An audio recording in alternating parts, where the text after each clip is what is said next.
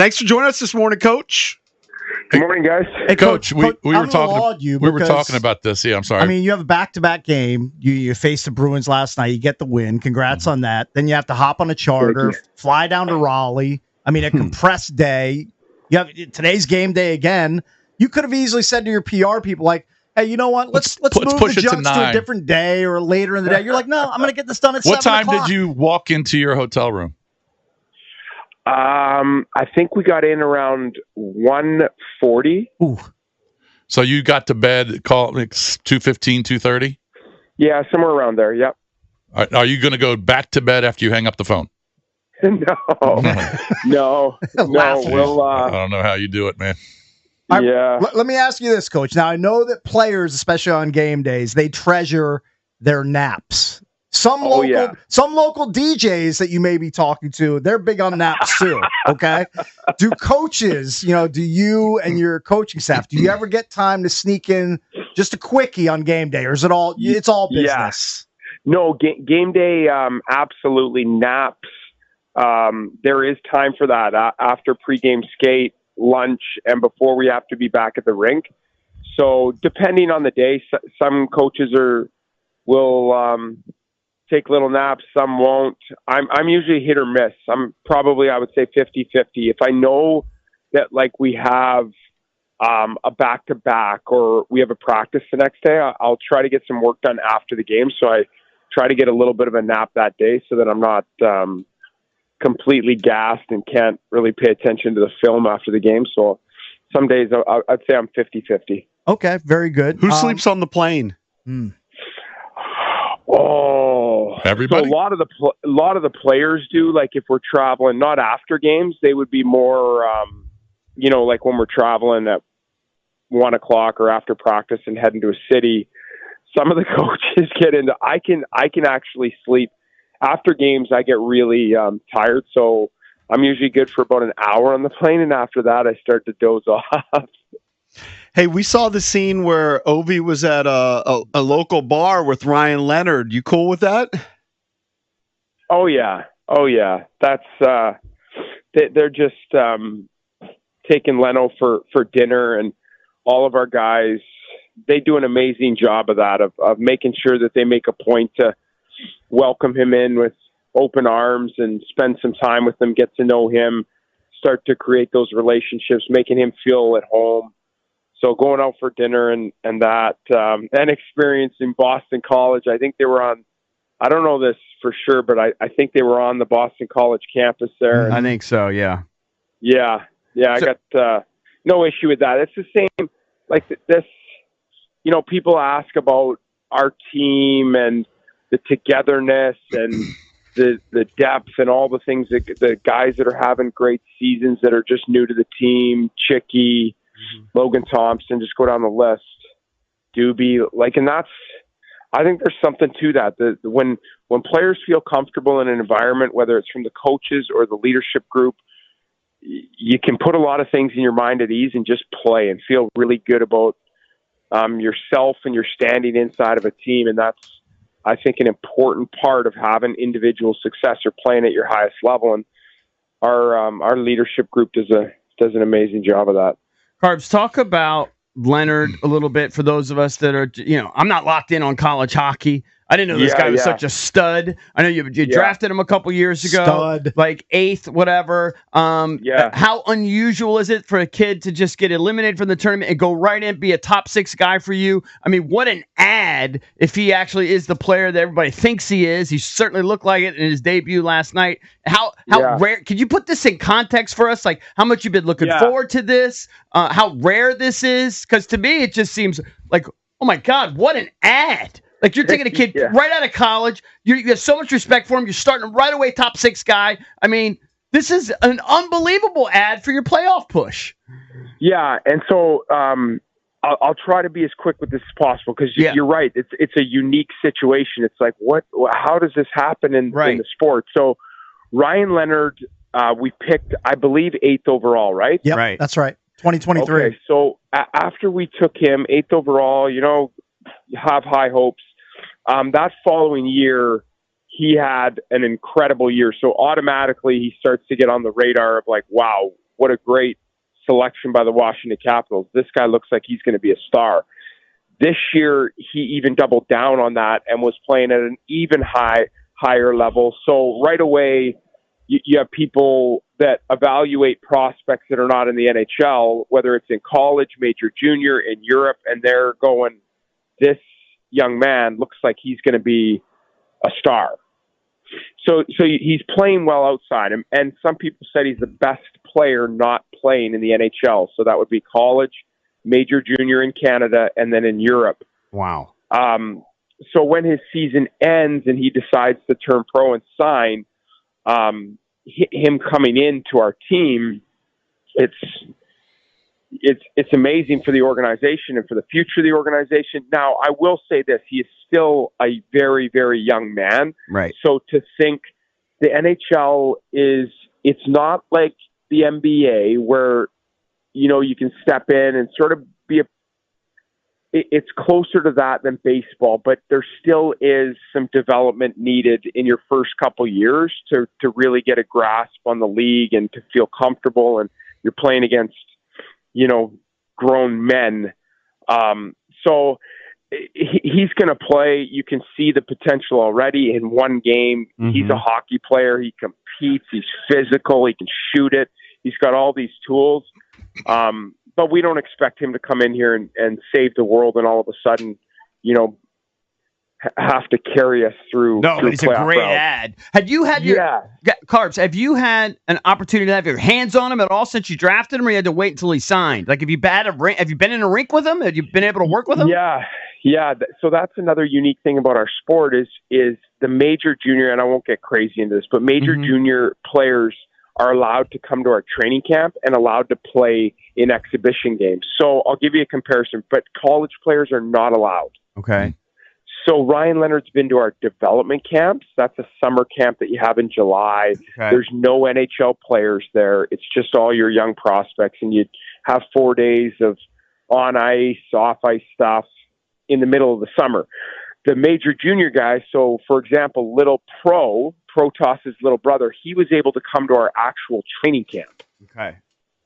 He played in NHL exhibition games. He was there, learning our system in our meetings, on the ice with Alex Ovechkin, for a week and a half. So it's just Lenny never has experienced that in the 2 years since being drafted. So it's a little bit unique for him, having not participated in any of those main camps, but he has been in, like I said, those two development camps. Gotcha. We're joined by Caps head coach Spencer Carbery, presented by the Centers for Advanced Orthopedics. So there's a big-time brawl last night between Big Mac for the Caps and Jeffrey Veal. That was McElrath's first action with the Caps since 2 days before Christmas. So it got me to thinking, I was like, I got to go look up Coach Carbs' record on hockeyfights.com. I have to see what sort of scraps Coach Carbs was in. So I did. No. Of course I did that. And you had 3 fights listed. Now, 2 of those fights had no videos accompanied, but one of them did. Now you were getting after it in February of 2010, Coach Carbs. You had 3 fights. The one that there was video of was with Chris Morehouse of the Cincinnati Cyclones, and you definitely got the better of him. I mean, you took care of business. Do you remember Chris Morehouse? You guys did a deep dive. That's impressive. Of course, it's what we do.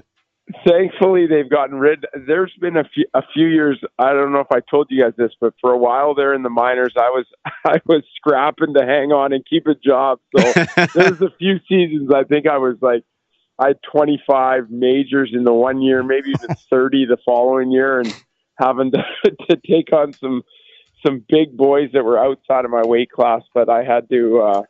That was part of my role as a player, and tried to stick up for teammates and change momentum when I could. Yeah, so how would you have, in your prime, how would you have fared against McElrath, who goes I think he's listed 6'5", 235 or 240.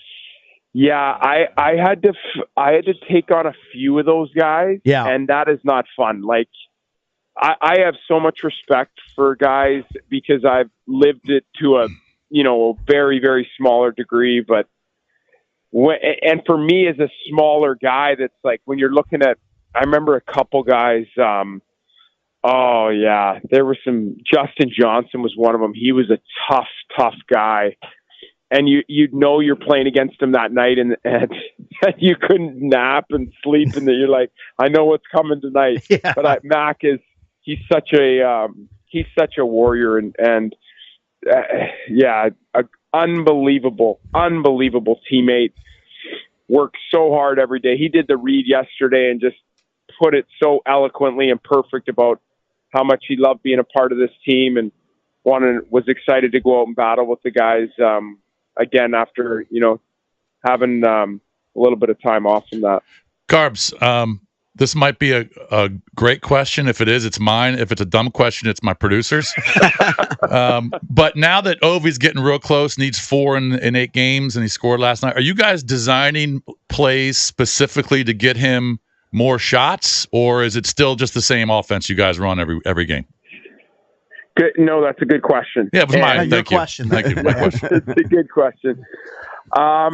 No, we are not, but we definitely are in constant communication as a staff and with our guys about being mindful of not forcing it. And what I mean by that is because it's getting so close, and now we're at a spot where, I felt like you could really feel it the last couple of weeks as it got into single digits, and now we're at a point where it's not out of the realm for him to do this in one game. Mm-hmm. It's just not. With what he's done it before. Is it likely? Absolutely not. But it's not outside of the realm for him to score 4 times in a hockey game. Mm. So we just need to be careful, and guys need to play and let his opportunities and opportunities to get him the puck come organically and not force that. Because that's when you make poor decisions, and now all of a sudden you're putting us in a tough spot as a team, and now he's being put in a tough spot because we're turning the puck over because we forced it to him, or he's shooting something where, he's just trying to get something in the net, and there's 3 guys in his lane, and now it gets blocked, and now it's transitioning the other way. So we are cognizant of, we want to do this. He'll get his opportunities. If we play the right way and play to our identity, he's going to get scoring chances, and I'll bet dollars to donuts that he finishes on some of those. Real quick, because we talked to you about this, you said at some point you were going to have a talk with him about the empty netters, or you're going to have a plan. Have you had that discussion with Ovi yet? I have not. No. You got to wait until it gets tied, I think, right? He just said he could score 4 in one night. He could happen tonight. It could. He honestly could. Yeah. I'm not going to make a big production out of that. I'll just talk to him quietly. I know how he feels, and I know what he thinks from having conversations with him before. I don't think that's going to be it's not going to be a sticking point. It's going to be a 10-second. Absolutely. I want to shoot it in the back of the net when there's a goaltender in there to break this record. Hey, Coach Carbs, is there a little bit of a feeling in the back of your brain that you're heading into the Lions' den tonight? Second of a back-to-back. Carolina team's been home for a week now, and they've had 2 full days of rest. Meanwhile, you guys are staggering to your hotel rooms at 1:45 in the morning. You just teed up the meeting. You want to do the team meeting this morning? Sure, man. I'll do it. Get me in there. I'll give the gold chain out at the end of the game. Oh, I love it. This scenario, for whatever reason, over the last 2 years, we've been in this scenario 4 times against Carolina. Just the way the schedule makers have made it. They've been rested. We've come here on a back-to-back travel. And you're right. It is the Lions' Den. It's a tough place to play just on your best of days, and to play them on a back-to-back with their style of play. So I'm hopeful that, with some fresh bodies, we'll probably try to inject some of those fresh legs into our lineup, the mindset of coming off of last night with a team that's, right in our division. We know them well. Hopefully we can be ready to counterpunch tonight and not back on our heels in their building, because, we know exactly what to expect from them and how difficult an environment it is to play in down here. Do you know off the top of your head your record in that scenario that you set up? Okay. I'm going to say we're 1-2. Okay, get 1 out of 3. I mean, yeah, and the one last year, Kemp's played, and we were right there. There was like a not so great call late in the game. The game was tied, and they end up scoring on it to win the game. But I look more at like how did those games look, and we were under attack. We were under attack in those games, so we needed phenomenal goalie performances to keep us in those games. And you know that you're going to need that at certain points, but would like for us to be able to control some play tonight and not just be back on our heels. Like they come at you with wave after wave, but if we can sort of counter that a little bit and be on their half and control play and gather some momentum, that's what we're looking to do. All right, that's Coach Spencer Carbery. We'll talk to you next week. Best of luck tonight. Okay, thanks, guys. Have a great day. All right, thanks, you, buddy. Coach Carbery, presented by the Centers for Advanced Orthopedics. More physicians, more locations, more advanced care centered around one thing. You visit CFAortho.com. Coming up later this hour at 7:45, it's a game show Wednesday. It's a Wizards Wednesday. We have tickets to go see the Washington Wizards Wednesday, April 9th against the Brooklyn Nets. We also have a $100 gift card to Metropolitan Hospitality Group. So some great prizes. We'll do that coming up at 7:45. I prepped a Where Are They Now game. Very good. So we will do that right here on the Junkies.